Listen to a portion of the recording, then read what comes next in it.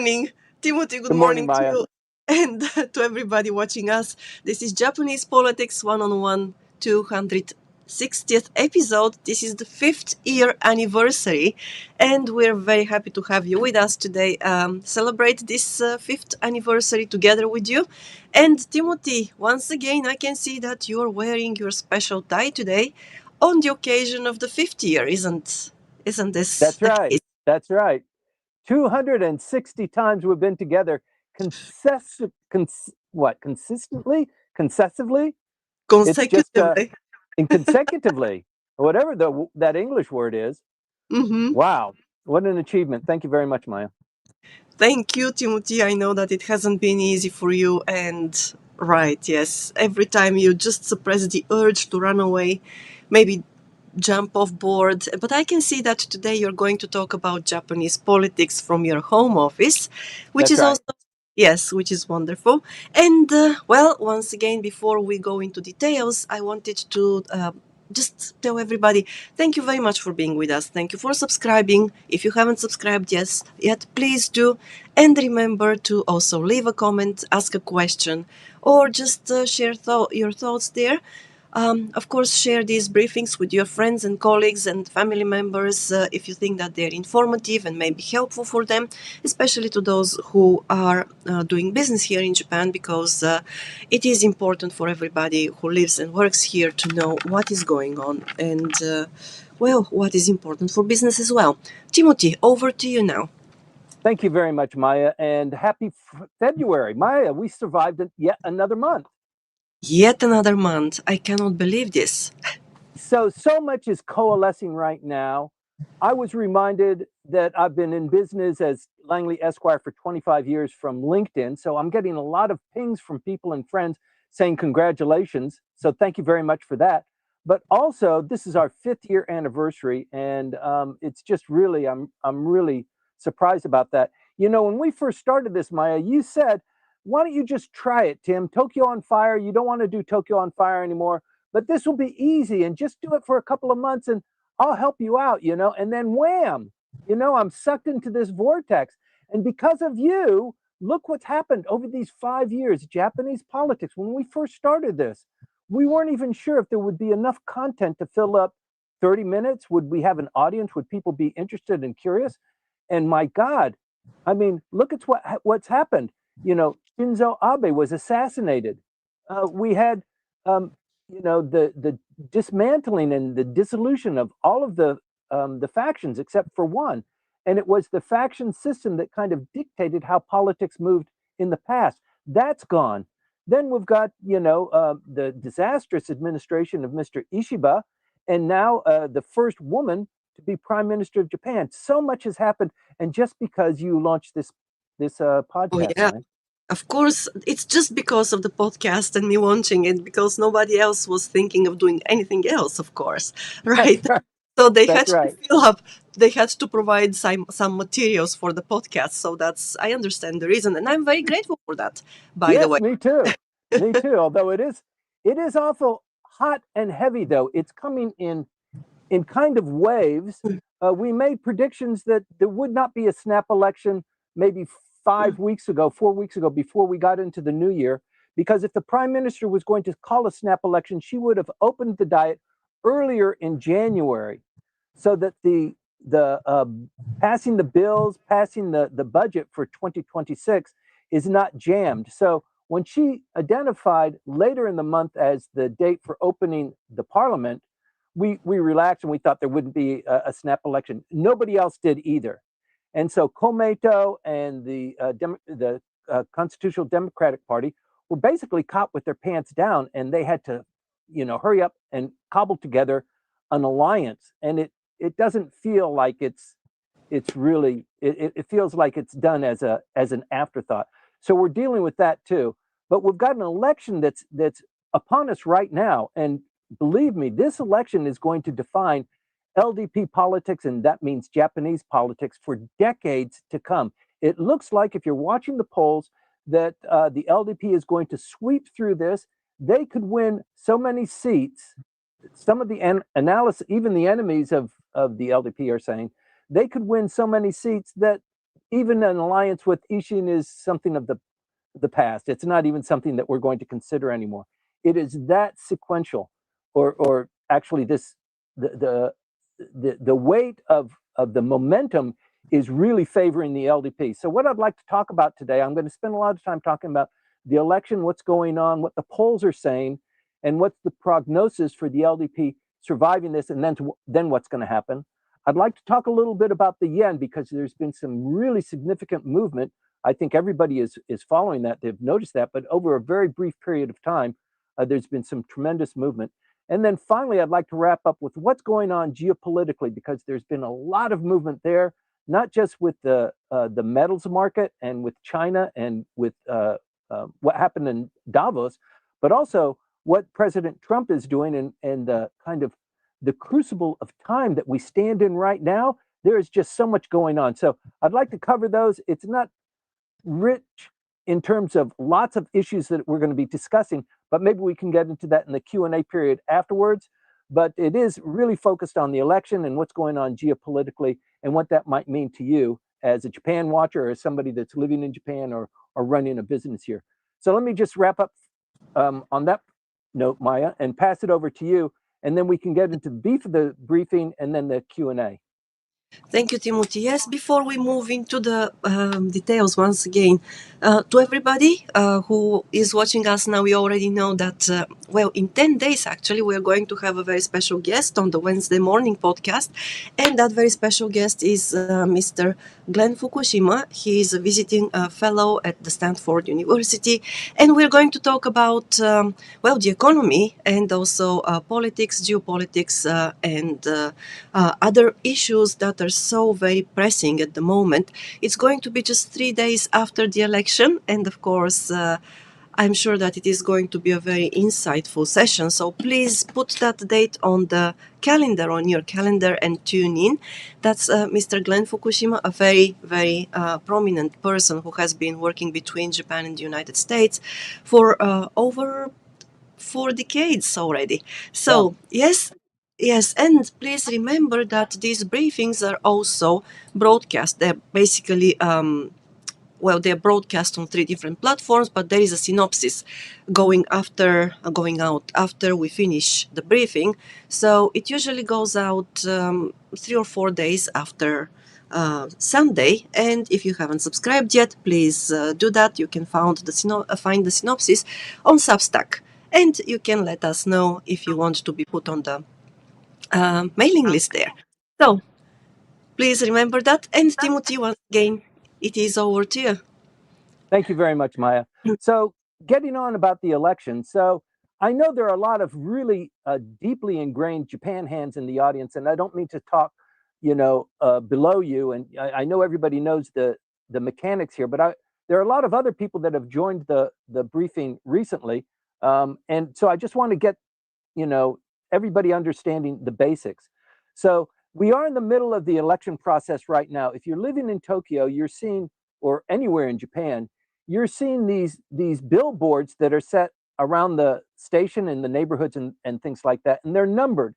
And they're numbered because for that district, there might be a candidate running for election in that district. So when you're walking by and when you're looking at these, you will see who the candidates are for that particular district. But that's only for the single seat representation. That's for people who are running on behalf of their name value. So you might have a billboard that has 6 slots, but there might not be 6 photographs there, because if it's an election district like for Mr. Tado Aso, everybody knows he's going to win that election. So very few people are going to challenge him. They might challenge him as a symbolic move or to kind of build themselves up for the next election, because at least as far as Tado Aso is concerned, he said he wasn't going to run. But now he's peeved, he's energized. Ms. Takaichi is beginning to grow a little bit beyond what he thought, but he also wants to take credit for generating this prime minister. If it wasn't for him, she wouldn't be prime minister. So although there's a little bit of disagreement, in any event, there might be challenges to Mr. Tado Aso on his billboards but that's in preparation for the time that he doesn't run. So they've run once or twice, they've paid the money, they've gotten the support from whatever their party is. It's not going to be an LDP party candidate, but those are the candidates there, and the numbers that they get, it's by a draw. So you can't purchase it. You get it as a draw. So you might want to have the center number so that you're front and center, so it catches the eye. That's pretty much left up to chance. But please take a look at the billboards that are in your neighborhood, and it'll give you some idea. That represents, however, only 60% of the 465 seats that are available. 60% of those seats in the lower house are dedicated to single member representations. Bunshun, everybody knows Bunshun. It is the rag. It's the magazine, the weekly magazine. Talks about business culture, scandal, all sorts of things. It brought a scandal up just this last week about Sanae Takaichi receiving some money from the Unification Church, and she shouldn't have done that, and that's why everybody got into trouble, and that's why the LDP faltered, and why we no longer have the faction system. But the Bunshun this week published a great synopsis. Even if you don't read much Japanese, you pick it up, and it has a complete list of all of the election districts, who is running in those election districts in the single representation seats, what their party is, and what the likelihood is of them winning. So if you're really into this thing, you should get that. Most people are not. I mean, it really is policy wonks and diplomats who are most keenly interested in that. But it gives you good insight into what the battle is, and the battle is fierce. So the LDP has really kind of swooped in under Ms. Takaichi, but there are a lot of smart people in Kante who are, manipulating and managing this. Manipulating, it sounds a little bit pejorative, but it's the fact of the matter. You want to win. If you're going to have an election, you want to win. And the LDP has been in the doldrums. Shoot, the Japanese economy has been in the doldrums for 25, almost 30 years, but the LDP has been in the doldrums since Shinzo Abe. Then we had Suga and Kishida, and it's just been this gradual, sometimes significant march down. And now we've got a female prime minister, and she's changing things. I think she's taken a page out of Donald Trump's handbook. She is decisive. She is moving at lightning speed. She is unpredictable, and she is really dynamic. And you compare that personality and that picture of her representing the LDP, and you compare that to who is the next closest? That would be this combination of the Constitutional Democratic Party and Komeito. So it's a two-headed beast, and it's already confusing enough to the general population, but you've got these two somewhat strange bedfellows that are now trying to sing the same song to the population, and it doesn't quite work. And politics being what it is, a lot of it is decided by dynamics. It's decided by weather. It's decided by what happened over the last 24 hours. It's decided by what you remember of that particular person or candidate or political party, that when you get into the voting booth, you write down the person's name. At that point in time, all of these emotions come up. So the sound trucks, as we've spoken before, every candidate can have a sound truck. And as they drive through their particular election district, they keep repeating their name because their name must be mentioned. They must write their name. If one of the strokes is missing, it's an invalid ballot. So even people with a beautiful kanji name, they might change that name for election purposes to hiragana, and you see that quite a bit. So their first name will be in proper kanji, but their first name will be in hiragana. The other thing that happens is that's 60% of the election votes are cast that way. About 30%, 38% are proportional representation. So that means that each party has a list of people that it thinks they deserve to win. if the voter votes for an individual for the single seat representation, and for proportional, they vote for the LDP, for the number of people who vote for the LDP, it might click off 6, 8, 10 of these names. And conversely, for the Constitutional Democratic Party, but it's not Constitutional Democratic Party anymore, it is an alliance between the Constitutional Democratic Party and Komeito. If they get those votes, then the people that they put on their list, so everybody knows who's on the list, and that does help enhance what you might vote for. So you're going to vote for a single person, and then you're going to vote for the proportional representation person, or the proportional representation party. And so getting the name, number one, getting your name on the list is very important to you as a politician. You need to have paid your dues. You need to be a good soldier. You need to be, you're kind of a second-class Diet member if you're not winning based on your own value, your own name recognition, the things that you personally have done. If you're on the list, it's a little bit lower. The pecking order within the Diet is rather obvious. You don't get the committee seats. You might get a committee seat depending on how many times you've been elected, but it's a different classification of Diet members. And here's the rub: 38%, almost 40% of the Diet members will be elected from the proportional representation. So that means the party brand, the party LDP or Komeito or whoever, the brand that they have will largely influence what party is selected, and so how many people down the list will be elected eventually. The problem here is that for Komeito has, always supplied voters to the LDP during their alliance time. That alliance was broken 2 months ago. But politics doesn't move so quickly, and the voters who used to vote for the LDP because they were told to by Komeito, because Komeito doesn't have a candidate in that particular district, retraining them and telling them, in the past you used to vote for this guy, but now we've got a candidate there. He's not very strong, and the guy you used to vote for, he's no longer our favorite. And because we've got this new alliance with the Constitutional Democratic Party, our policies are kind of the same, but they're kind of different.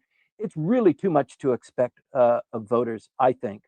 And so the other thing that's, like I said, if you don't write the kanji properly, it's invalid. Similarly, if you go into the booth and you vote for the person and then you vote for the party, and you vote for Komeito or you vote for the Constitutional Democratic Party, those votes also are invalid. And they predict that that'll happen in about 15 to 20% of the cases. The votes will just be invalid for one reason or another. So the proportional representation and the single seat constituencies, it's important to keep that kind of in the back of your mind. The other thing that's happened very cleverly by Prime Minister Takaichi is, you remember when Mr. Ishiba became prime minister and he said, I'm not going to close down the Diet. I'm going to have a solid administration. And then he was elected, and then he immediately closed down the House and they had an election. There are a couple of people that were very influential in him making that decision. Some of them are on the proportional list of the LDP at that particular point in time. Where you sit on that list is determined by the LDP election committee, which is one of the 4 chief party posts within the LDP. Ms. Takaichi structured it so that those people that were defending and helping and working with Mr. Ishiba, they appear on the bottom of the list. So it's kind of a retribution. It's kind of maybe a revenge play that the people that were most closely aligned with Mr. Ishiba are on the bottom of the proportional list, not at the top. So the people who are strongly affiliated with Ms. Takaichi, they're at the top of the list, and you'll see a lot of people, a lot of friends of many of us, I think, who used to be Diet members. They fell out for one reason or another because of Unification Church implication or something like that. They will be coming back for a revival because they'll be more up on the top of the list, or alternatively, their name will appear on the proportional representation. So I've gone on a little bit long about that, but I think it's important to understand what that mechanism is and what the Prime Minister has done. She has done a masterful job of twisting the situation so the advantage is clearly in the LDP's corner. So she called the snap election. Everybody was kind of off balance. Even Ishin is predicted they might win as many seats as they have now, but they're not going to be significantly stronger. And they're not in a complete alliance with the LDP. They don't have a cabinet seat. So in some districts, they are also fighting against an LDP candidate. So it's an alliance, but it's kind of, it looks like a something that's not really very structured. Everything, all of the die will be cast this on today of next week. So in 7 days will be an election day. We won't be able to talk too much about it on Sunday next week, but the week afterwards, there will be a lot of activity. And what happens after the election is the cabinet is formed. Well, first of all, the Diet gets together. They welcome the new members. And while they're welcoming the new members, the people who lost their seats are busy packing boxes up and getting out of their Diet offices. The new members come in, and both houses of the Diet elect the new Prime Minister. And then the new Prime Minister the next day, or she might have already signaled it, appoints who her cabinet is going to be. So that's really critical. Those first 2 days, Monday and Tuesday, maybe Wednesday, we'll find out what the payout was, how well the LDP did, how instrumental Ishin was in making the LDP stronger. What happens to Sanseito? Sanseito, if they're lucky, they'll be at par with where they are now. The Communist Party is looking to be probably stable at status quo, but the Constitutional Democratic Party and Komeito in particular, it looks like that they're going to have to give up quite a few seats. So you'll know this by, first of all, when the Prime Minister selects who their cabinet is going to be. So the cabinet members will be those who did particularly well and also were influential traveling around the country. Koizumi will no longer be Minister of Defense. He could be. Maybe it's a good idea to keep him there. But all these positions are open now. The Diet is in recess. Everybody's tendered their resignation. So the Prime Minister could keep those people. It might be a good idea, but you will see some changes there. So this forced alignment between the Constitutional Democratic Party and Komeito, I think everybody understands they just kind of got caught off guard. It just doesn't resonate very well. Ishin is a different ball of wax. They have a governor as the leader of Ishin, the governor of Osaka, and a member of the lower house who is the co-leader. So to be a leader of the political party, you need to have a member in the Diet who is your leader. And the governor is not a member of the parliament. He's a governor. In fact, he's not even governor. The election for governor is today. So he resigned to go for an election that will happen today to reconfirm his commitment to make Osaka a metropolitan political entity like Tokyo is. Tokyo is a prefecture, but it's also a mayoral governorship. So they want to do the same thing for Osaka, and they've passed 2 resolutions where the voters said, "Nah, we don't want to do that. That's not a good idea." One of the demands of Ishin to the LDP was, we want to have the same infrastructure, structure, makeup as Tokyo To. We want Osaka Fu to be the same way, and the LDP agreed to that, we'll do that. But in order to do that, they have to fix the structure. There has to be a referendum. And the governor has pegged his political life on achieving that. So if you vote for me as governor, then that means that the referendum for the coalescing of the machinery of government in Osaka will be joined. That's what that race is all about.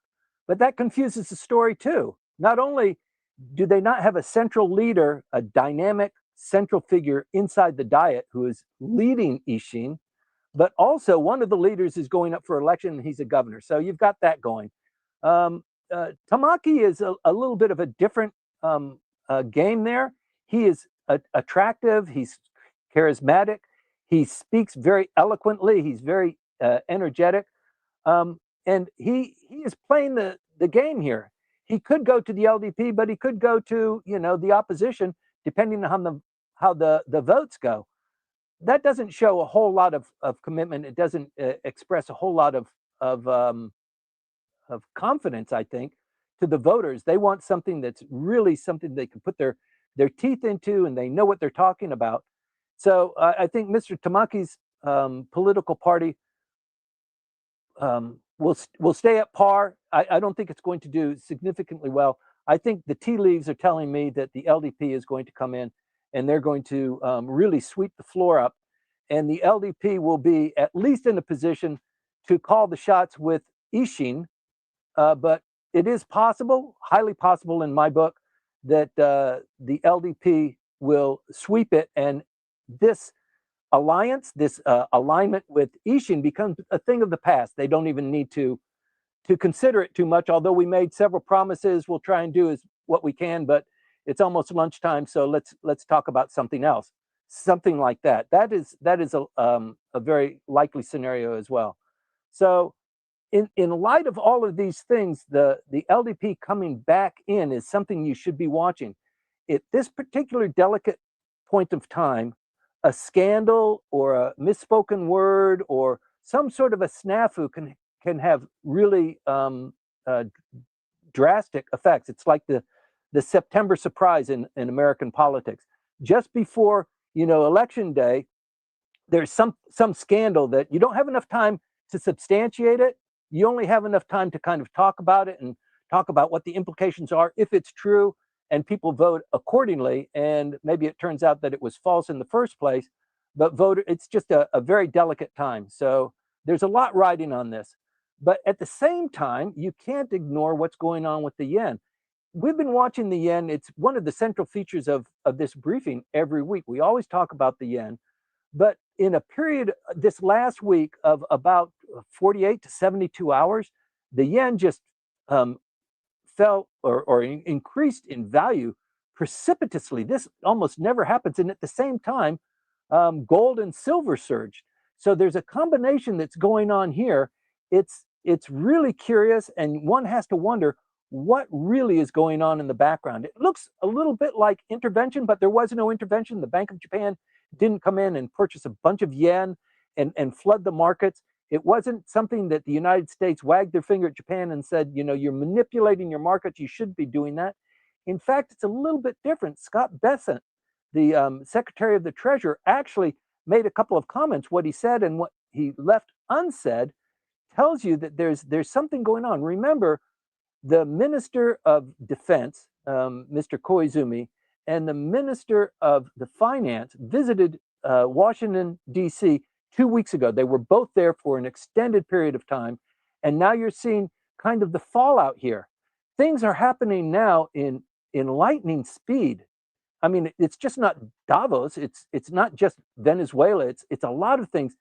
In the global scenario of things are happening so briskly now. I think maybe that's caused by Donald Trump. He's very decisive. He moves quickly. He keeps people, guessing what's going to be next, and he never stops. So as a consequence of that, he's able to move forward very, very quickly. And I think that's one of the lessons we can take from Ms. Takaichi's movements as well. But the move on the yen was triggered by Donald Trump making comments about China and also about Canada. And things happened very quickly. China actually made a very defensive move very quickly about precious metals. And it began to tumble just like that. It's not finished. It's something we need to watch very carefully. It does have an impact on Japanese politics. And it matters a lot to us because I think if you're watching everything in kind of a holistic way, it seems as if the United States has said to Japan, "You handle this region. We got other things that are going on, and at least as long as you're stable, as long as your politics are relatively stable, and it would be in our best interest if the LDP was back on track, and your economy was picking up, and the yen was stabilizing." And if we can help you do that, what will you do as a consequence of helping us achieve our ends? It sounds and it feels like something like that has transpired. And there's a shift. There's a shift that's going on. So I think this emboldens the prime minister, emboldens the bureaucrats in Japan. It emboldens, the markets here in Japan, but also the global markets are also acting. There are many analysts who say, watch out for Monday, tomorrow. Monday is going to be critical. Other people push it back a little bit farther, that there's going to be a market crash, that there's going to be a war, that something is going on in Iran. In fact, there's a lot going on in Iran right now. There's been a bombing along the coast there. The United States is moving naval vessels there very, very quickly, very aggressively. It's not happening just in a vacuum either. In China, there was a purge of the military commanders there, not just one or two, several. So Premier Xi is really, we don't know right now if this is a retrenchment or if it's an acceleration.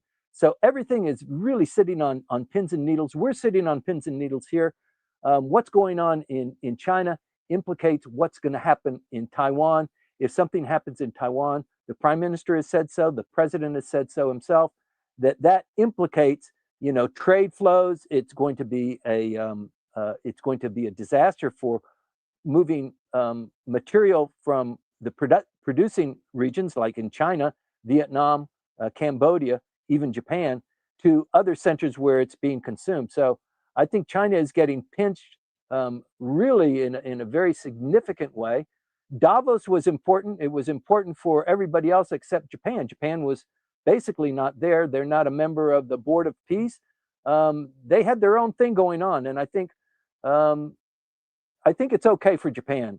We are moving very quickly away from what we have all believed to be a peace constitution under Article 9 of the Constitution, and we're moving very quickly away from that with the support and encouragement of the United States. And dynamically, what's going on geopolitically here in this region is not just in isolation. There are other things going on. The United States is on the move.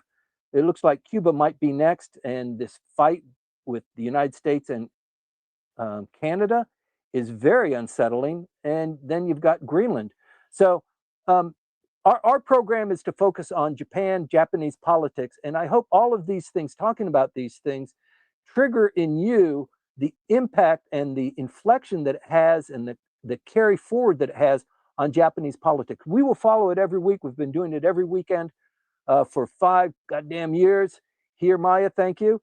To keep you up to date on that. And we will continue to do that. Next week will be a much different, a much richer political analysis of what's going to happen with the LDP, what's going to happen with the prime minister and the various parties that are having candidates. We'll have a clearer picture there. But a lot's going to happen between now and that time. So please stay tuned. I really appreciate you tuning in. Thank you for those of you who have been with us for 5 years. And I know that there's been a lot of people who have joined just recently. So welcome to the program. Please participate. Maya is managing the Q&A portion. That's really where a lot of good information is exchanged. I don't have all the information. I dabble in it because it's something that I do every day. It's a part of my professional career. But there are other people in the audience who have more specific knowledge about some of the things that we're talking about, and weaving them into the conversation is always a great way to produce value and just to integrate with this world, this very limited world of Japan Hand. So thank you very much for tuning in. Thanks for being a part of the community. Let me turn it back over to you, Maya. Sure. Okay. Thank you. I kept You myself were taking a break, huh? I was taking a break with a double martini. With your cat. And my Yes, a double martini. yes. Right. Okay. So thank you very much, Timothy, and to everybody who joined us later. Thank you for joining, and of course, welcome to the 5th anniversary episode of this series. It's a pleasure to have you with us. And now we're moving into the Q&A session. Once again, please allow me to remind you that 10 days from now, on February 11th, we're going to welcome Mr. Glenn Fukushima, who is a prominent figure in the US-Japan relations. He has been a prominent figure for over 4 decades. We are very fortunate to have him on the podcast on Wednesday morning, 8 o'clock Japan time, and that is February 11th. So the link for the event will be shared later today on the Japan Expert Insights account on LinkedIn. Please check there, and of course, next time you'll have another opportunity to check it out as well. Timothy, I can see, yes, that you want to say something. Shall I? No, I want to finish this and wrap it up. I know. Okay, great. Okay, and thank you very much for the congratulatory notes. Let me start again with Byron, and there are also questions that are written here by some of our other viewers as a follow up to Byron's questions as well. Okay. So first, I apologize for my voice. And now here we go. The internal struggles in the LDP are resulting in election after election for no recognizable reason of state or governance. The fact that the huge supplementary budget was passed in December means that Prime Minister Takaichi had a majority. So why this election campaign in the midst of snowstorms and college entrance exams? Shouldn't Japan avoid such mockery of democracy into the future by focusing more on governance rather than repeated pointless elections? Those are strong fighting words. Is that from Byron? Yes. Yeah. So there are a lot of commentators that agree with that sentiment. This is selfish. It's self-directed. It is an imposition on the economy. It's an imposition on voters, and yeah, it's like a chess game, and all of the advantages were exercised by the prime minister. She pretended like she was not going to announce, and then she announced. Then, when she announced, it turns out that February 8th will be the election day. February is the coldest month in in Japan. I think throughout the entire archipelago, it's Yeah. just the coldest. It's the one that gets the most snow. It's miserable, but when weather is inclement, it usually favors the incumbent. It usually favors, particularly the LDP, but the LDP is typically the incumbent. But it favors the parties that are strongest in coalescing their membership. So that would be Komeito. Komeito would do stronger. It's the fringe votes. It's the kind of new parties that will suffer. So if you're diabolical about it, yes, you're going to want the weather to keep people who are not that really politically committed, to stay home and it's cold and I'd rather pet the cat and watch TV. Going to the election booth, it's a pain in the neck and I have to get so. This is one of the advantages that the prime minister took. The other one is, as Byron identifies, she passed the supplementary budget. So give me a break. You already got what you wanted. You're spreading money throughout the economy. People already relatively like you. Why do you tempt them by imposing even more on them to vote or to go to an election or to close the diet down for about 20 days, and you still have the national budget you must pass. The lower house must pass it by March 31st, and then the upper house must pass it by April 31st. So why are you putting all of this at risk? And the reason there is because we have had it. We have had it with trying to negotiate with Ishin, with trying to talk with Mr. Tamaki, and then he's got these outrageous demands, and then Komeito, and they said, get out of here. We don't like you anymore because you're all about money and politics. We've had enough of it. We've tried to deal with it. It defeated Mr. Ishiba. It's not going to defeat me. I'm going to grab the bull by the horns. and I'm going to force down the throats of all of the Japanese people that the LDP will be resurgent and it will dominate Japanese politics, so we can spend our time rather than negotiating with the parties and getting kind of piecemeal resolutions to get something that is really substantial. And in fact, when you think about it, what's going on in the rest of the world, even regionally, but with the rest of the world, there is no time to play. Japan needs to be strong. It needs to be consistent. It needs to be able to provide global value, which it hasn't done since basically Mr. Kishida. So I think this is all for nothing. The prime minister said, if the LDP doesn't win significantly, I will resign. Well, yes, obviously she will. So I hope that responds somewhat, Byron. Good question, though.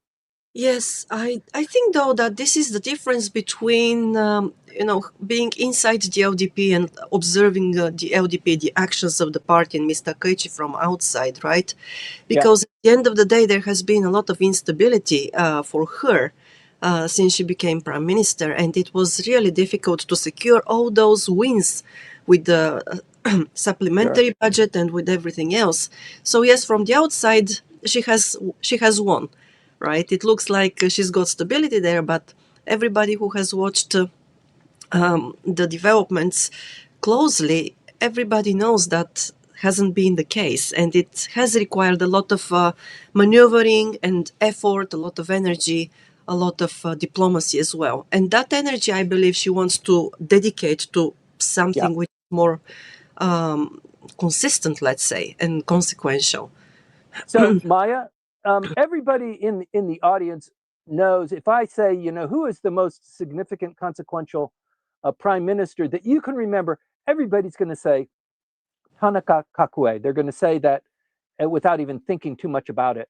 Okay. And I think moving forward, that name will be replaced by Sanae Takaichi. If she pulls this off, not only will the LDP be resurgent, but she will be prime minister for many years to come.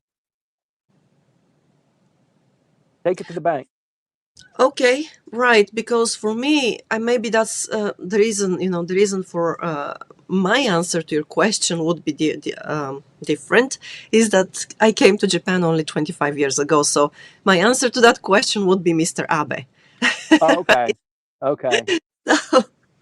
But once again, I don't have your experience and I don't have your knowledge there. So, well, that's what it is. Okay, and we go with the next question here. The LDP has a huge advantage in that most corporate donations go to the LDP because of the cozy relationship between the LDP and corporate Japan. What law or reform can change that scenario to provide for a more equitable chance for other parties? So is this Byron again? Yes. Oh, God, she's on a high horse, huh? Right, yes. So that's one of the promises that Ms. Takaichi made. It is one of the bills. You'll remember that the LDP promised Ishin that they would achieve certain things as a consequence of Ishin joining the LDP, and they weren't able to do it. And the reason why they weren't able to pass it through the Diet is because the reform bill on political donations was before these bills came. And because they couldn't decide on this one, everything else got backed up. And it's still there. It's still, the LDP couldn't form a consistent response to it. And basically what they want is they don't want any political contributions from corporations. The LDP can't accept that because the LDP is big blue. The LDP is here to support business. It is the party of business, and it gets most of its funding from corporate contributions. And it's things like Benkyokai. So, as most of you know who have been watching, I go to many Benkyokai every week. You join. You have to be invited. You have to be vetted to go. But you pay maybe nimayen, 20,000 yen to go, and you have breakfast, or you have a lunch, or you have a dinner with cocktails, and you hear political speeches and you support different members. And I join many of these just for the intel that you get, and also schmoozing with other people who are kind of in this realm of Japanese politics. Um, that that opportunity is available to the other parties too. They can also hold Benkyokai, but there aren't so many companies that ascribe to Komeito or to some of the other parties, or at least not in the numbers that the LDP directs. So what the other parties insist upon is the LDP, you should not collect any more corporate donations. You should do it just like the communists are saying. You know, we generate all of our revenue from the Akahata, the red flag newspaper. It's a daily that the Communist Party produces. It's very well written. It's highly intellectual. It's got good insight and it's good analysis. But that's how they make their money. People purchase the subscriptions there. Other parties do it differently, but the LDP is anchored in corporate donations. So that's why all of the other opposition parties say, let's not do that anymore. Let's do it differently, but not the way that you do it. And I think if the LDP did it any different way, they just wouldn't be able to win elections. They wouldn't have the war chest to stay on top. So maybe there is an opportunity for this to be tweaked. It's going to be a bill in this diet session because it can't be avoided. They escaped last diet session in the extraordinary diet session. But I think, yes, many people are having the same question, Byron. What can happen to Japanese politics to get maybe corruption is too heavy a word, but the suggestion of purchasing influence on your particular issue by, you know, bringing 20 of your friends to a Benkyokai, because that's what happens. By the way, there was just a bit of a scandal mentioned this last week. Bunshun brought it up. Bunshun, the magazine of choice. Right. That the prime minister, in one of her Benkyokais, there was the Unification Church that joined, and they bought 2 tickets, two seats to listen to her talk, and that's corruption. She's on the take with the Unification Church. It's just 2 tickets. It's you know, I burned through that, you know, maybe 5 times a week with the number of Benkyokais that I joined.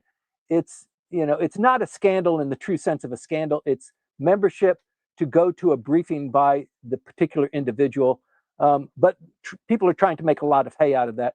You'll probably hear a little bit more about it, that she has been involved, she's been implicated, but not to the degree, for example, Mr. Hagiura or Yamagishi or some of these other people who are running as well, and they're getting battered with the fact that they put the money in their pocket, they have pictures of it, they have documents where they admit it. It's it's a fraught race for many who are involved in that. But the 40 or so politicians, mostly from the former Abeha, who were implicated in taking money from the Unification Church, who are running today, are on top of things. They are more likely going to win than lose. So that phase has kind of passed us, unfortunately, or fortunately, I don't know. It depends on your position. Right. Okay. So before the third question from Byron, which is about the geopolitics here, not exactly geopolitics, but it's about the region, I want to read the one from Rossi, and it is a follow-up to the first 2. So what are we to make of the strength of Prime Minister Takaichi's appeal to the public, for example, to express their support or dissent for her readiness to make large-scale economic changes? The pause may suggest one thing, but what are other indications for how the Japanese public may respond to this direct appeal of the Prime Minister? Okay. So we've spoken about this before. It's not just Japan, but maybe particularly Japan. Voters are fickle. You know, they'll vote for the LDP, but then they don't like them. So who is LDP light? Who is close?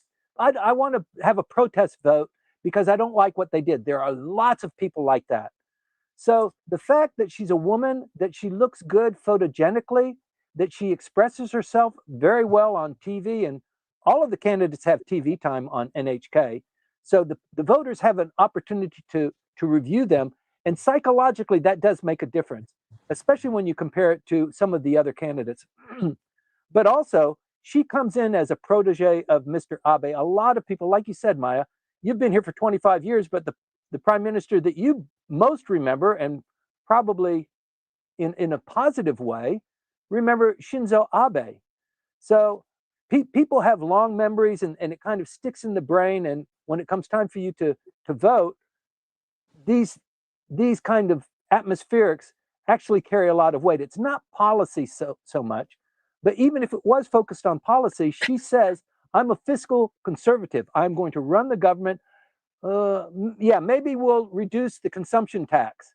Okay, so the population gets a bit of a relief there, but it's not really fiscally responsible to do that. So she's got to explain that in a way that resonates. But there are a lot of dynamics at play. The timing, we've talked about the weather, but we've just talked about the physical appearances too. That carries a lot of weight.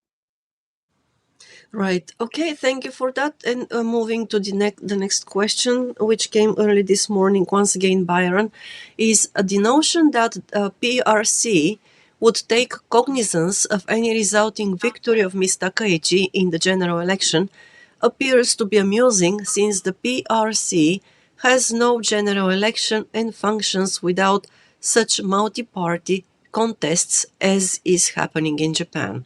Yeah. Then why is this fig leaf being trotted out for this election that appears to inconvenience everyone, even the members of the lower house who have just lost all their parliamentary offices and are forced to contest using temporary offices amidst the bitter cold? Okay. I don't know if anybody else is confused by that question. I kind of got lost after the first three words. Yes, that's about China. The notion that the Chinese government would take cognizance of any resounding victory of Mr. Takaichi is kind of amusing, because in China there are no elections of the type Japan has, right? And so then why is this fig leaf being trotted? Sorry, I don't know how to translate this to you in a better way. For this election that appears to inconvenience everyone. So yeah, there's a lot to be said there. There's a lot of actually good commentary going on. Edo Naito and also Stephen Nagy have pieces out just this last week that are mentioning the PRC and what's going on with the premier there and why he's taking these moves. He's got a lot more going on. I mean, it's a big country, it's a big government. There are a lot of people that are smart and specialize in different parts of the world economy. So they've got people that are focused on Japan. But I think most people would acknowledge that China is going through some real significant challenges right now. And like Byron said, maybe it's a fig leaf. Yeah, what the hell are you? Why are you even commenting about what's going on in Japan? I think it's just they canceled 46 routes 2 weeks ago. 46 routes, not 46 flights, 46 routes from China to Japan. So that means those airplanes that would be carrying tourists to Japan has ceased. So it's exercising its might. It's trying to control the narrative. Excuse me. Oh Bless gosh. you. It's trying to control the narrative, and it wants to stay, relevant. It's like, whenever anything is going on globally, North Korea always, fires a missile or something. Don't forget us. It's been quiet recently in North Korea. Thank God. They didn't do anything at Davos. They've been relatively quiet now. But China, it seems like, we are relevant. We are, although, President Trump is trying to define, how geopolitics moves, we're the biggest, we're the biggest gorilla in the world as it stands right now. So, pay attention to us too. I think it's probably part of that, but there's more to that story. It's not something that I can comment on lightly. It's much deeper than that, and I think Byron's question kind of references that. It's kind of out of my league. All right, so thank you for commenting on it anyway. And there is a question from Akira Takuhiro-san on LinkedIn. So we still have 11 months left in this year. January is behind us, but well, the year is ahead. And he asks what matters and what does not matter with respect to the coming Japanese election against the background of the anticipated turmoil in the United States during the remainder of this year. So, what is important to watch out for? So I think if it is accurate, what I said that Ms. Takaichi has taken a page from Donald Trump's book, that you're going to see much more action, more things moving forward than you would have anticipated. There are a couple of things that need to be addressed. You know, this military-industrial complex that Japan is trying to shoehorn. It's trying to generate revenue from sales. It's trying to develop this economy. It needs to support the economy by having an industry that has, you know, world class appreciation, and it can generate revenue from that. And I think it's identified, you know, military armaments as that. So the next question becomes, well, what about Article 9? So yes, probably the Japanese government needs to begin to address revising the Constitution. Revising the Constitution, in my book, does not initially involve Article 9.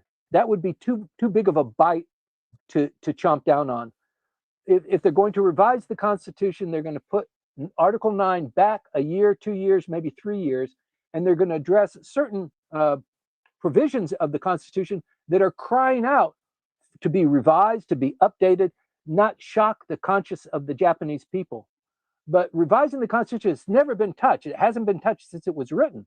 So that first step is going to be important, and then that will open the gates. But I think Japan needs to begin moving on that. The LDP has committed in its founding documents to revise the Constitution. So I think that's the other thing to watch out for. The other thing, too, is Japan shouldering more of the defense capabilities of the islands and being much more of an accommodating partner with like-minded countries. You said there's only 11 months left in this year. That's true. But it's 2026. The defense budget was dedicated to be 2% of the budget. Moving on, because that 5-year term, it's now the 4-year term. It ends this next year. What does Japan do after that? Is it going to stay at 2%? Is it going to go to 3% or 2.5%? There's been very little public discussion about that. Many of the EU nations have been quietly committing to 2%, 2.5%, 3% to catch up. So globally, there is a movement going forward that Japan can't escape from. And this movement is not just, you know, what the value of the yen is and the cost of precious metals, that sort of thing, but it's also geopolitics. What's going on in Cuba? What's the United States doing in that hemisphere? What's going to happen with Greenland? What other kinds of things are going to happen in Iran? So it's going to be an incredibly volatile year, and I think it's going to be volatile sooner rather than later. But as it stands right now, we've got the election. Then we move into wrapping up the budget for 2026. Then after the budget passes, then it's rock and roll after April 1st. So a lot to look forward to. Well, I do believe that there is a lot of apprehension, let's say, here in the region, because a lot of countries and governments, let's say, still remember what happened during the Second World War. And I'm sure that there is this sentiment that they do not really want Japan to remilitarize, right? And not changing the constitution is probably the best way to go forward at this point of time, at least. But well, we'll see what happens at that once the election is over, because the results will probably help us. I think if the LDP wins significantly, this will be one of the top items. They'll go for it. But it won't be, we won't be having a discussion about Japan maintaining the peace constitution for a while. It won't become that heated right away. They'll want to revise the Constitution. Doing that first step, it's always the most difficult.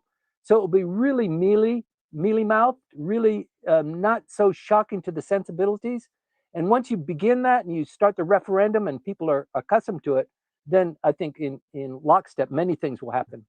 Japan is on a trajectory for vast change. The Japan that we grew up knowing and admiring and rising itself from the ashes of defeat, that we have moved way beyond that. So even this specter of we don't want to return to the emperor worship and Japan being militarized, that's I think way in the background. That's no longer the country or the culture that we have here. No, but I still, once again, as a woman and as a mother, I hope that this change is going to be, a peaceful one and for Yeah. peace, not for escalating military conflicts here in this area. Okay, so moving on. Next is a question from Manabe-san. How do you think currency trends will be impacted by the Federal Reserve Board and the U.S. national bond and primary rate? So that's once again, that's a little bit beyond my pay scale. I can report on what's going on with the yen, but it's very sophisticated right now. What's going on with the Federal Reserve? The president has appointed his new Federal Reserve Board chairman, who takes office, I think, in May. It could be in April, but I think it's in May. And so the current Federal Reserve chairman will be retiring. And already Donald Trump is moving very quickly in that direction. He's ignoring what the Fed chairman is doing and saying and kind of diminishing his role. But Donald Trump has a clear vision of what he wants to achieve. We might not know it all right now. It's not completely revealed to us, but it does implicate not just the dollar, the dominance of the dollar, the value of gold, the stockpiling of gold and precious metals, the supply chains, the role of Japan in defending this part of the world. There's just an awful lot in play, and I think the yen being stronger, it's 152. That is, we were talking about it at 158, 159 for the last 3 months, and it drops that drastically in 2 days. There's something really going on. It's like I said, it's beyond my ability to encapsulate it in a way that's insightful or understandable by people in the audience. There are people in the audience that know far more, and I would appreciate them weighing in and explaining it. But yeah, there's definitely something going on. People need to be keeping a close eye out on all of these things that are going on. All right, then one question related to this topic from Mibia Sensei. If this year is going to be volatile, can we assume that the yen will get stronger? Yeah, I think that's the message. The yen has hammered Japan for so long, and the economy has been down.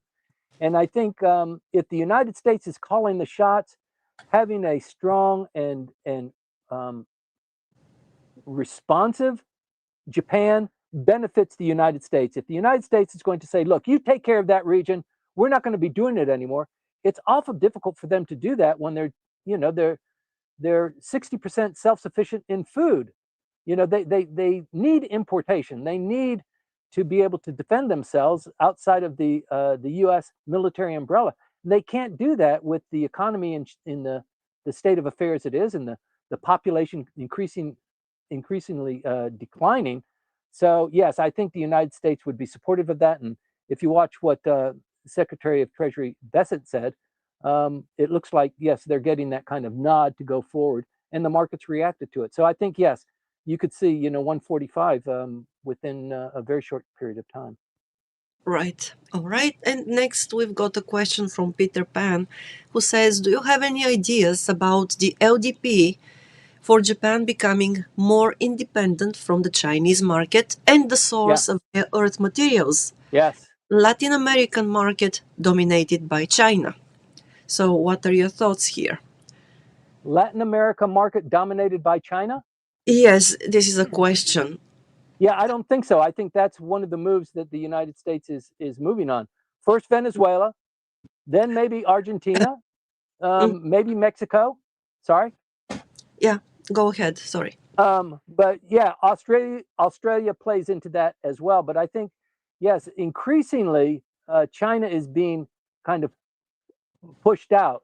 You know, this raid on Venezuela occurred the day after the a high profile visit from China to the president of Venezuela, Maduro.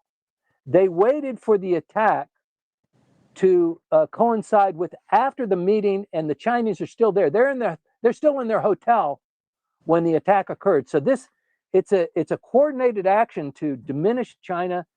You know, if you want to dominate rare earths and that sort of thing in your neighborhood, we're going to be diminishing our purchase, even though you've got the lion's share of the market. But we're going to develop those in Australia, in the United States, in Latin America. So I don't think they're going to allow China or Russia, and they're moving on that. They're moving on, you know, the most obvious choice, which is Cuba, which has been dominated by Russia and to a lesser degree China in their economy, and it's just, I think, in lockstep you're going to see that happening more and more increasingly. Right. Well, China's, well, they basically just forbid the export of tungsten, I think, last Yeah. week.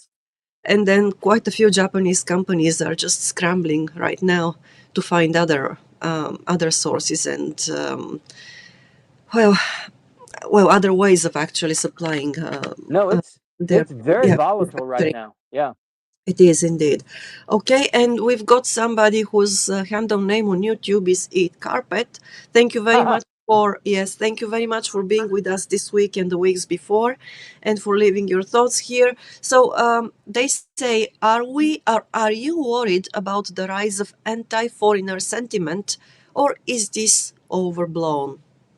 I get this question a lot. No matter where I go, people think, hey, Langley, you're a lobbyist. So, you know, I have this issue and I think you should do something about it.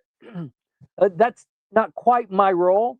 I don't just champion issues because they appeal to me. What I do is very delicate. It costs money. I need to have a sponsor. I need to have a client that wants to achieve that.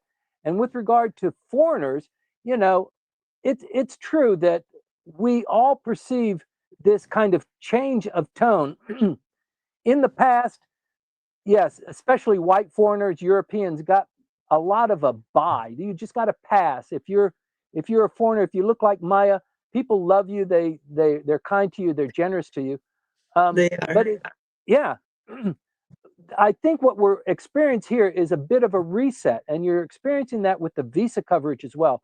It's been very easy. It's been very lax. If you have a dual national kid, if you're married to a Japanese and your kids have dual nationality, they're traveling back and forth from Narita and Haneda. They show one passport. People don't care. It's not the law. It should be, you know, they have to decide one way or the other when they turn the age of maturity. They're supposed to, and they just have, you know, the immigration has basically ignored that. So I think it's not, yeah, maybe, I mean, there is a lot of history here and there's a lot of pent up frustration and animosity that's been covered up and yeah, it's very complicated. So there are certain segments of the population that continue to hold that feeling, that distaste because they were defeated. They were utterly defeated. And you know how after a controversy or a battle or a war, you sing about your heroes and how people were able to achieve the objectives and they sacrificed themselves. The Japanese never had that opportunity. It was never seen as um, appropriate or as acceptable to talk about the heroes that they had, and Mm. they probably had more heroes than the Americans did because by design they were defeated. So there were more people that gave their lives up to achieve a certain objective. It wasn't successful, but that singing that song and regaling in that with your sons and your grandfathers, it's never been quite allowed. So it is a complicated thing. I don't want to get too deeply in it, but yes, I've noticed it. If you live anywhere in Japan, it's more prominent, I think, in places outside of Tokyo. People complain to me all the time that, they're refused entry into a restaurant, for example, or walking down the street, somebody is, looking askance at them, or maybe even brusquely saying something under their breath that you never really quite heard before. So there is a bit of a change of tone going on. We have a new minister that's in charge of dealing with relations with foreigners. They issued a policy piece just before, I think, just before the end of the year. I should report on that a little bit more clearly in the next briefing, but it's just a reset to kind of tapping down some of the laxity that Japan has been famous for. We got so many people who travel to Japan. They come as tourists and they go, "Wow, this place is cool. I'm gonna come. I'm gonna set up a KK." How do you do that? Oh, I can support myself on my visa by setting up a KK and then hiring myself as the representative director or something like that. There are some techniques, and it's not really, they're not prepared. They don't speak the Japanese language. There's a lot of flexibility that is naturally given to foreigners doing business in Japan, and I think it's just a reset of that. So yeah, it might be somewhat uncomfortable because it's so different from what we have grown to become accustomed to. But yes, it's something to keep our eye on. For me, I think the question was personally, Langley, how do you feel about it? Do you feel worried about that? And in a word, I really don't. I'm concerned, but Yeah, I'm not that worried about it. right. Yeah, that's my feeling as well. I don't really worry about it. But I also want to say something, that there has been an additional layer to this debate, because I, in during the past year, when basically people started worrying, foreigners living in Japan and those who were planning to come to Japan, they started worrying about this. So the debate was really, it wasn't a debate, the rhetoric was anti-foreigner. It sounded like that. We had Yeah, Sanseito, right? And of course right. we had the FDP join that rhetoric as well before the election and so on. But I think that the focus has moved now, because they have recognized that Japan cannot go forward without imported labor, and that means lives, human lives, Yeah, people will come here to this country. And now the focus is how they can be integrated culturally into Japan, which is, I think, a very good turn and a good direction, because since you recognize that you're never going to be able to survive without the help of foreigners, you need to think how to provide that integration, right? The cultural integration, I mean. And at least this past week, there has been a lot of talk among politicians on TV. Journalists have been talking about this, which is a step forward in the right direction, I believe. And yeah, maybe somebody here, Zefa, you wrote, crazy to think that Sanseito will not gain seats. They probably will, a couple. But I doubt that they will gain many more seats than they did in the yeah, last election. yeah. Agreed. Right. Yes. And from Keizawa-san, we've got a comment here.